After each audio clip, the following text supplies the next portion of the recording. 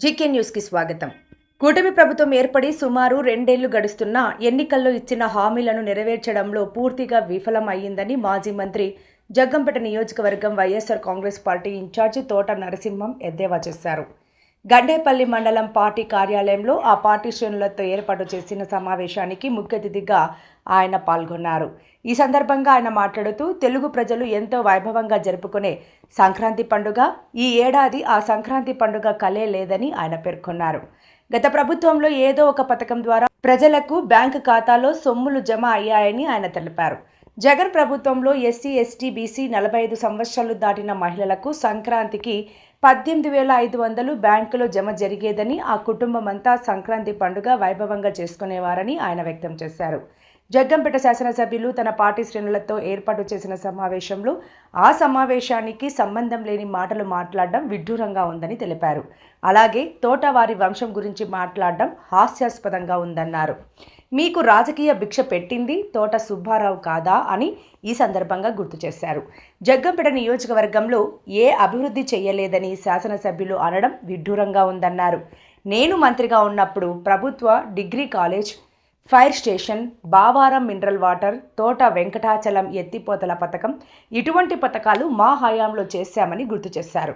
ప్రస్తుతం ఉన్న శాసనసభ్యులకు ఇవేవీ కనబడలేదా అని ప్రశ్నించారు. ఈ కార్యక్రమంలో రాష్ట్ర యువజన విభాగ ప్రధాన కార్యదర్శి, ఉభయ గోదావరి జిల్లాల విద్యార్థి విభాగం వర్కింగ్ ప్రెసిడెంట్ తోట రామ్జీ, గండేపల్లి ఎంపీపీ చలగల దొరబాబు, జిల్లా ఉపాధ్యక్షులు రామకుర్తి మూర్తి, ఐటీ విభాగ జనరల్ సెక్రటరీ తాళ్ళూరు మధు, గండేపల్లి మండల పార్టీ అధ్యక్షులు మందిపట్ల రామకృష్ణ, వాణిజ్య విభాగ అధ్యక్షుడు కరుటూరి వీర్రాజు, సర్పంచులు, గ్రామ నాయకులు మరియు తదితరులు పాల్గొన్నారు. ఎమ్మెల్యే గారు వారి నాయకులు అందరూ కూడా ఒక సమావేశం పెట్టుకున్నారు. వారి పార్టీ సమావేశం కానీ మనకు సంబంధం లేదు. ఆ పార్టీ మీటింగ్లో కొన్ని అసందర్భమైనటువంటివి, ఆ సమావేశానికి దానికి సంబంధం లేనటువంటి మాటలు మాట్లాడారు. మీరు కూడా వీడియోలో చూస్తుంటారు. వాళ్ళ పార్టీల పదవుల పరంగా ఏదో మాట్లాడుకున్నారు. వారికి పోటీలు రావడం, జిల్లా పేషెంట్ పరంగా ఎవరో ట్రై చేస్తున్నారని దాని మీద ఏదో కొద్ది బాధలు పడతారు. గతంలో కూడా సెంట్రల్ బ్యాంక్ చైర్మన్ ఇష్యూలో కూడా బాధలు పడ్డారు. ఆ రకంగా ఎవరు ప్రయత్నాలు చేసుకుంటారనుకోండి, వాళ్ళ పార్టీల పరంగా జరుగుతాయి. ఆ రకంగా జరిగేదాన్ని కూడా దాన్ని రాజకీయం చేస్తూ మరి ఎమ్మెల్యే పెద్ద ఆయన మాట్లాడుతూ మా తోటని చాలా కించపరిచేలా మాట్లాడాడు. మీరు ఆలోచించే ఉంటారు. ఎవరో ఫ్యాంటు షర్ట్ వేసుకొచ్చేస్తారు, రాజకీయాలు చేసేస్తారు అంటున్నాడు. మరి ఫ్యాంటు షర్ట్ వేసుకోకుండా ఏ వేసుకురావాలి? పాత ఫైజమాని, పాత లాల్ చేసుకురావాలమ్మా రాజకీయాలు చేయడానికి. అంటే నేను వచ్చానని ఇప్పుడు తోట సుబ్బారావు గారు తప్ప, నేను తోట సుబ్బారావు తప్ప, తోట సుబ్బారావుని కలిపారండి. బాగానే కలిపారు. అంటే రాజకీయ భిక్ష పెట్టింది ఆయనే పెట్టారు కాబట్టి ఆయన పేరు ఎత్తారనుకోండి. ఆయన తప్ప ఈ నియోజకవర్గంలో జగ్గంపేటలో ఎవరు ఏ పని చేయలేదు, అందరూ చేసిన సున్నా అని చెప్పాడు. ఆయన పెద్ద సున్నా అని చెప్పాడు. నిజమే, సున్నాయే. మేము తోటవరం సున్నాలమే. దేంట్లోని? ఇసుక మాఫీ చేయడంలోని, అక్రమ ఇసుక కొట్టేయడంలోని మేము సున్నాయే. లేకపోతే అక్రమంగా మట్టి తోలికాడలోని, మట్టి తవ్వేయడంలోని మేము తోటవరం సున్నాయే. అలాగే మైనింగ్, మరి ఏంటది గ్రావిల్ తోడేలోని, గ్రావిల్ అక్రమంగా వితౌట్ పర్మిషన్ తవ్వేలోని మా తోటవరం పెద్ద సున్నాయే. సున్నా నాలెడ్జ్ ఉంది, మాకు చేయలేము అవి. ఆ రకంగా వాటిల్లో మాత్రం మేము సున్నాయే. కానీ మిగిలిన విషయాల్లో మేము మరి పోల్చుకుంటే అనేక కార్యక్రమాలు ఈ జగ్గంపేట నియోజకవర్గం చేసి ఉన్నాయి. నేను అనేక సార్లు చెప్తున్నాను, మరి ఆయన మర్చిపోతున్నారో ఏంటో. కానీ ఇక్కడ నేను జగ్గంపేట నియోజకవర్గంలో ఎమ్మెల్యేగా ఉన్నప్పుడు చెప్పినట్టు కార్యక్రమాలు, డిగ్రీ కాలేజ్ అవ్వచ్చు, మరి లేకపోతే ఫైర్ స్టేషన్ అవ్వచ్చు, లేకపోతే పట్టం బావారం దగ్గర వాటర్ స్కీమ్ అవ్వచ్చు, 12.5 కోట్లతో అప్పట్లోనే సిపిడబ్ల్యూ స్కీమ్ తీసుకొచ్చారు. అది గండేపల్లి మండలాన్ని కూడా పెట్టాం 10 కోట్లతో. అలాగే మరి ఇంకా మనకు సంబంధించి తీసుకుంటే ఈ యొక్క డిగ్రీ కాలేజీ, వాటర్ స్కీము, ఈ యొక్క ఏదైతే సిపిడబ్ల్యూ స్కీమ్తో పాటుగా మరి పుష్కర దానికి సంబంధించినటువంటివి, పుష్కర ఎత్తిపోతల పథకం, తోట వెంకటాచలం పుష్కర ఎత్తిపోతల పథకం ద్వారా గతంలో తాళ్ళూరు లిఫ్ట్ ఒకటే ఉండేది మన ఎమ్మెల్యే ఈ టైంకి. తర్వాత నేను రాజశేఖర రెడ్డి గారిని అడిగి 2 లిఫ్టులు తెచ్చాం, ఎదరంగా తెచ్చామవి. అది ప్రభుత్వ స్కీమ్లో లేవు. మరి మీ మండలానికి సంబంధించినటువంటివే బుర్రంపాలెం, ఎర్రంపాలెం. దాదాపుగా ఆ 2 లిఫ్టుల వల్ల ఈరోజు 29,500 ఎకరాలకి నీరు వస్తూ ఉంది. మరి గతంలో మీ ఇక్కడ ఉన్నటువంటి పక్కన ఉన్నటువంటి సూరంపాలెం కానీ, ఎల్లమిల్లి కానీ, మరి నాకింపల్లి, పీ నాకింపల్లి, కే నాకింపల్లి, ఎర్రంపాలెం దాదాపు 10 acres. ఏమండి మీ సూరంపాలు ఎలా ఉంది గతంలో? మంచిగా అక్కడ మంచినీళ్ళు మెట్ట రాయలసీమ అనేవారు. అటువంటి చోటకి ఈరోజు పంటలు పండి చక్కగా ఉన్నాయి ఆ గ్రామాలన్నీ కూడా. అది మనం తీసుకొచ్చినట్టు స్కీమ్, అది నేను తీసుకొచ్చాను రాజశేఖర రెడ్డి గారిని అడిగి. అది సున్నాలో కాదు కదా, లేదా డిగ్రీ కాలేజీ సున్నా కాదు కదా. వాటర్ స్కీమ్ సిపిడబ్ల్యూస్కి 22.5 కోట్లు అప్పట్లో 2008లో 2007లో తీసుకొచ్చాను. అంటే ఎన్ని సంవత్సరాల క్రితం చూసుకోండి, 22 కోట్లు అది.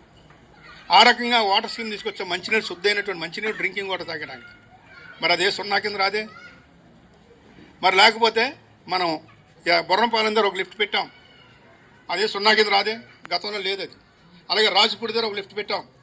రాజుపూడి అంటే మెట్ట ప్రాంతం, అది అక్కడ ఆ లిఫ్ట్ పెట్టకపోతే ఆ ప్రాంతానికి నీరు ఉండదు. ఆ రకంగా ఆ లిఫ్ట్ పెట్టించాను అక్కడ. దాని మూలంగా రాజుపూడి ఇతరత్ర గ్రామాలకి, మలిశాలు కానీ, తిరుమలైపాలెం, గోకవరం మండలానికి కానీ దాదాపుగా 5-6 వేల ఎకరాలకి త్రాగునీరు సాగునీరు వెళ్ళేటువంటి విధానంగా, చెరువులకి పంటల భూములకి ఇచ్చేటువంటి విధానంతో అక్కడ తాళ్ళూరు లిఫ్ట్ నుంచి వెళ్ళాలి. అది అన్నీ కూడా తాళ్ళూరు లిఫ్ట్ అనేది పడుకుంది ఇక్కడ. గత 3 సంవత్సరాలుగా అది ఏదో టెక్నికల్గా వచ్చి పైప్స్ వల్ల అది ఇబ్బందిగా ఉంది. మొదలు పెడతా ఉన్నారు, మొదలు పెట్టచ్చు. ఆ రకంగా ఈరోజు ఆ రాజపూడి దగ్గర ఒక లిఫ్ట్ పెట్టించాం. ఈ రకంగా మన జగ్గంపేట మెట్ట ప్రాంతానికి ప్రతి చోటకి కూడా నీరిచ్చే అవకాశం కల్పించాం అప్పుడు ఈ గోదావరి జలాల వల్ల. ఆ రకంగా ఆ వాటర్ స్కీమ్స్ అన్ని తీసుకొచ్చాం. అలాగే ఈరోజు చాగలనాడు ఎత్తిపోతల పథకం ఉంది, దాని గురించి అపర భగీరథ అంటారు. మరి ఈ లిఫ్ట్లన్నీ తెచ్చాను నేను, ఇన్ని ఎకరాలు పెట్టించానే, మరి నన్ను ఏమనాలి? ఆ చాగలనాడు తెచ్చారు. ఆ చాగలనాడు నేను ఎమ్మెల్యే ఈ టైంకి 2004కి ఎక్కడికి కూడా నీరు వచ్చే పరిస్థితి లేదు. ఆ చాగలనాడు గోదావరి దగ్గర మీటర్ నొక్కితే ఇక్కడ రంగంపేట వచ్చే పరిస్థితి కూడా లేదు అప్పట్లో. అంటే కాలువలు సరిగ్గా తవ్వలేదు, వారు అధికారంలో ఉన్నప్పుడు కాలువలు ఎక్కడా కూడా తవ్వలేదు. ఒక అలైన్మెంట్ లేకుండా ఎవరిదైనా భూమి ఉంటే ఆ తెలుగుదేశం నాయకులది అప్పట్లో ఆ భూమి తప్పించుకొని కాలువ వెళ్ళేది. ఎక్కడో గోదావరి దాన్ని మీటర్ నొక్కితే గ్రావిటీ మీద రావాల్సి వచ్చినప్పుడు మన భూములు తప్పించుకుని వెళ్తే ఆ తెలుగుదేశం నాయకులది కాలువ ఎక్కడొస్తాయి, పాము మెలుకులుగా ఉండేది. ఆ రకంగా ఎప్పుడు కూడా నీరు ఎండిపోతూనే ఉండేది. కాలువలన్నీ కూడా నేను తిరుగుతూ ఉండేవాడిని. మన పుష్కరం తవ్వేటప్పుడు నేను ఎమ్మెల్యే అయినప్పుడు మొదలుపెట్టే టైంకి రాజశేఖర రెడ్డి గారు ఆ నిధులు ఇచ్చే టైంకి మనం ఎమ్మెల్యేగా ఉన్నాం కాబట్టి దాని మీద ఎప్పటికప్పుడు రైతులతో నెగోషియేషన్ చేసి రైతులకి అప్పట్లో ఆ రేట్ ఇచ్చి మనం రైతులను ఒప్పించాం. అందరూ ఇచ్చారు. ప్రధానంగా మన అప్పట్లో కాంగ్రెస్ పార్టీలో ఉన్నటువంటి నాయకులు అందరూ కూడా స్వచ్ఛందంగా ఇచ్చారు. వారి భూములు పోతున్నా లేకపోతే కాలువ నీరు రాకపోయినా సరే అందరూ కూడా స్వచ్ఛందంగా ఇచ్చారు. ఉదాహరణకు మనకు మురారి నుంచే మొదలైంది అది కాలువ.